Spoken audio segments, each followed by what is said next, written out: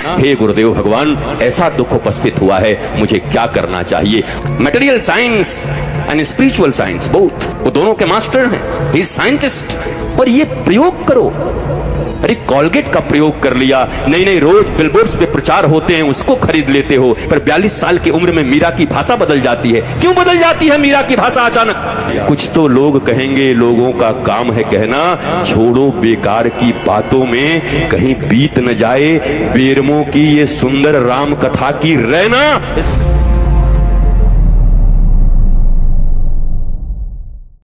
गुरु का अर्थ होता है ज्ञान, गुरु का अर्थ होता है जो तुम्हें अंधकार से प्रकाश की ओर ले जाए। गुरु का अर्थ होता है तुम्हारे भीतर में जिन प्रश्नों का उत्तर आज तक तुम्हें नहीं मिला, उन प्रश्नों को सहजता के साथ, मित्रता के साथ, हंसाते हुए, आनंदित करते हुए रसगुल्ले खिला के ज्ञान दे दे तुम्हें, फल खिला के ज्ञान दे दे तुम्हें।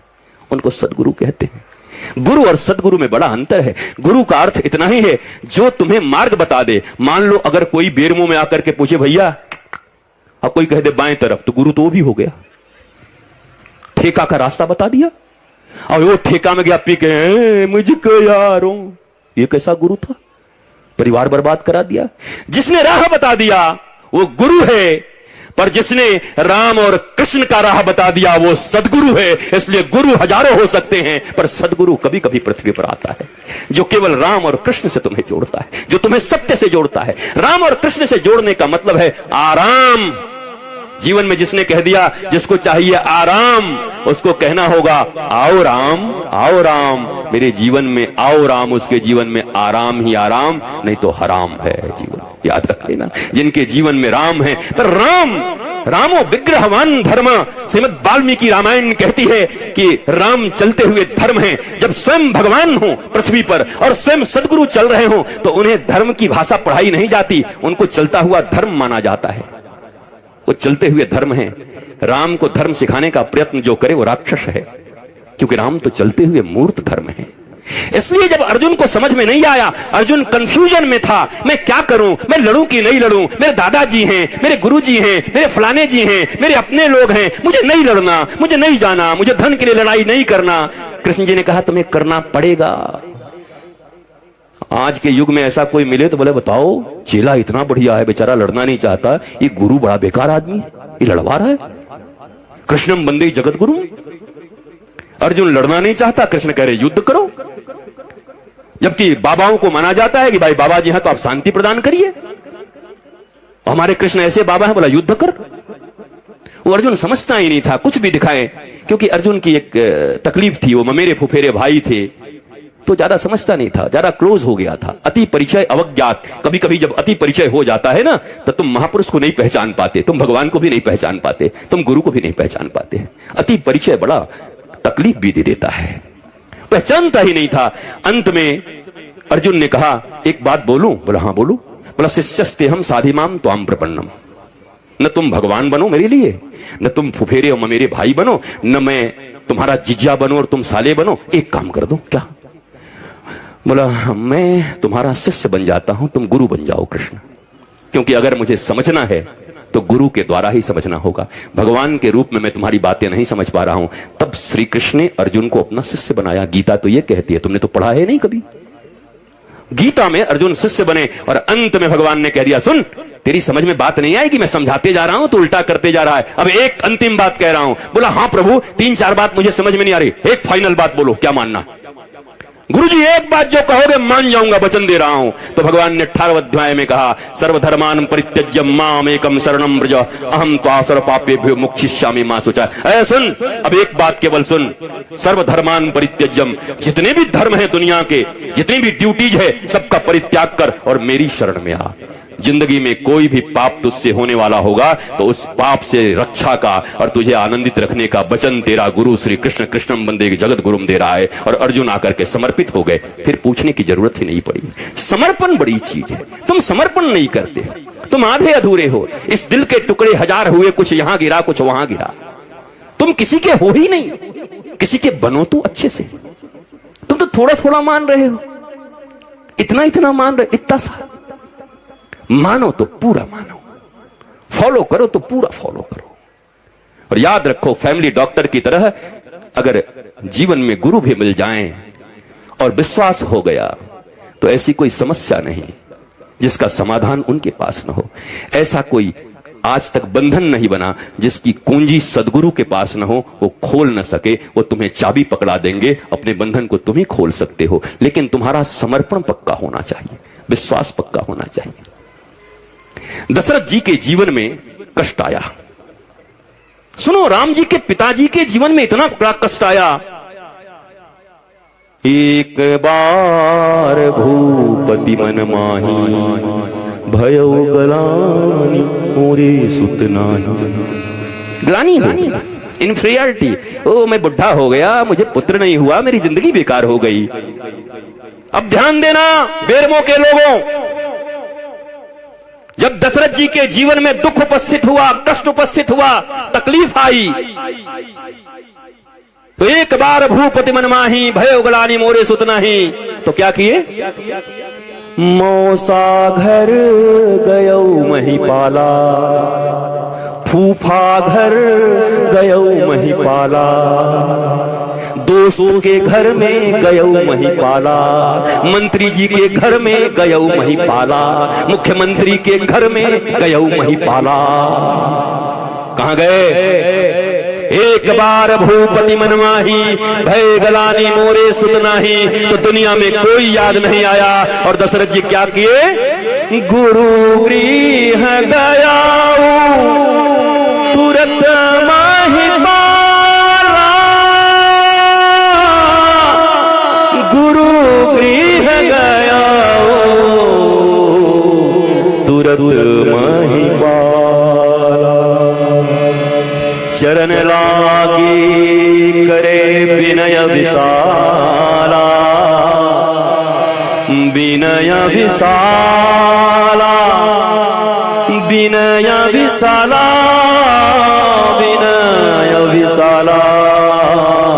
एक बार भूपति मन माही, भयो गलानी मोरे सुत नाही। यहाँ वहाँ कहीं गए नहीं महिपाला, गुरु गृह गया, गुरु गृह गया तुरंत महिपाला, तुरंत महिपाला। और हम कहां जाते हैं? क्यों छापड़िया? कुछ गड़बड़ी हो तो साले साहब को पुकारते हैं, साला बताएगा इनको। और गुरु कहां गए?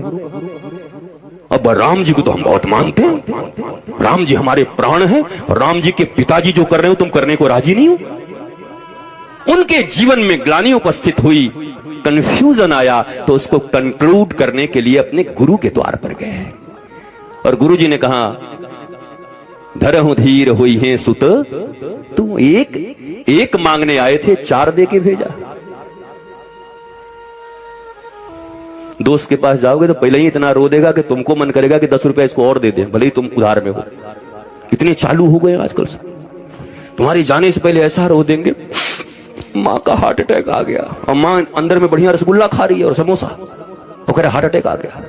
वो आदमी भी सोचता भाई रहने दे, तू ले ले 20 रुपए हमसे, नहीं चाहिए हमको। गुरु गृह गए तुरंत महिपाला, जहां से सार्थक संवाद के द्वारा सार्थक हल मिले। अरे टेम्पररी इलाज से नहीं होगा, ये पेन किलर खाते खाते किडनियां खराब हो जाएंगी तुम्हारी। आज तो बहुत अच्छा लग रहा है, दवाइयां खा रहे हो, थोड़ा सा पेन हुआ, पेन किलर खा लिए, हो क्या रहा है अंदर में पता है? मरोगे पक्का, कोई बचाएगा नहीं। ये पेन आ कहां से रहा है? ये दर्द उठ कहां से रहा है? What is reason behind this? Cause क्या है? तो जो सदगुरु होते हैं वो कारण के ऊपर हमला करते हैं, कारण का निवारण करते हैं। किस कारण से इसके जीवन में दुख आया, उस कारण का निवारण करते हैं। ये दोस्त, ये मित्र, ये परिवार, ये रिश्तेदार, ये नातेदार, ये संसार, ये सब तुम्हें टेम्पररी रेमेडी देंगे, टेम्पररी रिलीफ दे सकते हैं।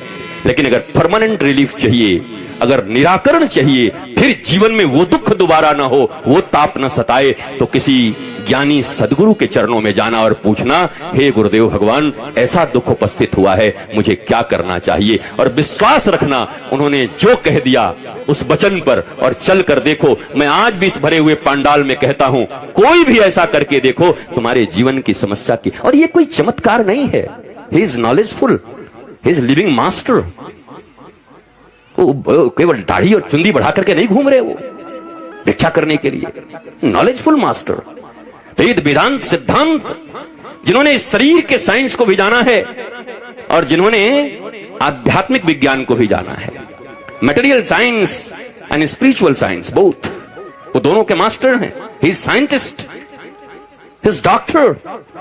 ये मत समझो बाबा जी आ गए हैं, बाबा जी आ गए हैं। तुम में से जितने लोग बैठे हो, ये जिसमें जितने भी ग्रेजुएट के यहां विद्यार्थी हैं, तुमको केमिस्ट्री, फिजिक्स, जियोलॉजी और बायोलॉजी तो मैं पढ़ा सकता हूं पूरी तरीके से, बिठा के तुम्हारे क्लास कर सकता हूं। जितने ग्रेजुएट बीएससी के छात्र जितने, सबको पढ़ा सकता हूं।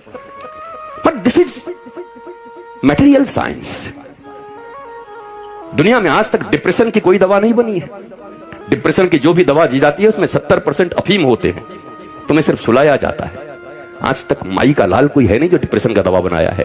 तुम्हारे डिप्रेशन बढ़ते जाएंगे। इस दुनिया में डिप्रेशन और तनाव तभी दूर हो सकता है। सुनो, इस दुनिया में तनाव में वही हैं जो दो नाव पर हैं। जिन्होंने सदगुरु के एक नाव पर अपना कदम रख दिया, उनके जीवन में तनाव नहीं, आनंद होता है। उनके जीवन में राम होते हैं, आराम होता है, प्रेम होता है, शांति होती है, मस्ती होती है।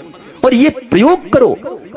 अरे कॉलगेट का प्रयोग कर लिया, नहीं नहीं, रोज बिलबोर्ड्स पे प्रचार होते हैं, उसको खरीद लेते हो। एक बार सदगुरु भी खरीद लो ना।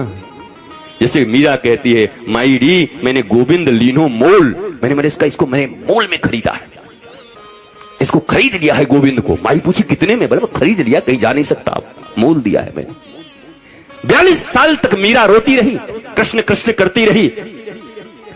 इतना दुख मीरा के जीवन में लिखा है, अगर मैं जान जाती कि प्रीत किए दुख होए, तो नगर ढिढोरा पीटती प्रीत न करी हो कोई। पर 42 साल की उम्र में मीरा की भाषा बदल जाती है। क्यों बदल जाती है मीरा की भाषा अचानक? जो मीरा इतना रोती है दुख में, वो क्यों 42 साल के बाद बदल गई? 42 साल के बाद एक दिन नाचने लगी अचानक, और नाच कर गाने लगी क्या? पायो जी मैंने राम रतन धन पायो। किसने दिया? वस्तु अमोलक दिन मेरे सदगुरु, वस्तु अमोलक, वस्तु अमोलक दीन मेरे सदगुरु। मीरा कहती है, मैं 42 साल तक रोती रही, आज मुझे मेरे सदगुरु मिले और मुझे इतना अमूल्य वस्तु दे दिया कि अब तो पग घुंघरू बांध मीरा नाची रे। कबीर एक बार मीरा के घर गए मीरा को देखने के लिए, तो वो मोहल्ले वालों से पूछा, बोला मीरा कहाँ मिलेगी? बोला अच्छा वो पगली बावरी, तो पगली है। बोला हाँ हाँ वही वही वही। अंदर गई तो सास बैठी थी, बोला मीरा कहाँ मिलेगी? मीरा कुलनासी। बोला हाँ वो कुलनासी। और भीतर कबीर गए तो लोग कहे मीरा भाई बावरी, सास कहे कुलनासी रे। और कबीरा भीतर जाई के देखा तो पग घुंघरू बांध मेरा नाची रे। वो तो मौज से नाच रही थी गोविंद के प्रेम में। दुनिया पागल कह रहा था, कोई कुलनासी कह रहा था। अरे हमसे तुमसे अच्छे तो ये फिल्मी दुनिया वाले लोग जानते हैं जिन्होंने ये गाना लिख दिया। कुछ तो लोग कहेंगे, लोगों का काम है कहना, छोड़ो बेकार की बातों में कहीं बीत न जाए बेरमों की ये सुंदर राम कथा की रहना। इसलिए मन लगा करके राम कथा सुनो, इधर उधर के चर्चा में मत रहो। और जब भी यहाँ आओ तो परिवार वालों के साथ आओ, पर आते के साथ छोड़ दो पीछे। बोलो तुम उधर बैठो मैं इधर बैठूंगा, पति इधर पत्नी उधर, दिखे नहीं। दिखेगा तो कचकच हो जाएगा। तुम्हारा बहुत मन होगा तो पत्नी का कुछ हो सकता है, घर में कुछ बना के आई आलू चप, वो कथा से जा रहा उधर उसका ध्यान लगेगा, तुमको ऐसे करके तो राम जी बन गए क्या? आज ही ऋषि बन जाओगे, चलो। इसलिए जब आओ एकांत बैठो, न मित्र के साथ बैठो न परिवार के साथ बैठो, क्योंकि किसी दिन तुम्हारी बात जम जाएगी सदगुरु के साथ, ठाकुर के साथ। और अगर कोई मंथरा जैसी बुद्धि वाली हो सकता उस दिन रही तो जमेगा नहीं, सब बर्बाद हो जाएगा उसी दिन। आबाद होते होते बर्बाद हो जाओगे। इसलिए जीवन में कथा सुनने का नियम यही है, जितासना, पहले आसन को जीतो। हमारे पांव फ्रैक्चर हैं, देखो पांव टूटा हुआ है, उसके बाद मैं इतनी लंबी यात्राएं कर रहा हूं। डॉक्टर कह रहा है गुरुजी क्या करोगे, जान दे दोगे अपना? हमने कहा भाई अब वही रघुकुल रीत सदा चली आई, प्राण जाए पर वचन न जाई। हमने भी अनूप को वचन दिया है, अब प्राण रहे चाहे जाए, मैं जाऊंगा तो जरूर, चाहे कुछ भी हो जाए। वचन तो नहीं तोड़ूंगा, कुछ हो जाए वचन नहीं तोड़ूंगा।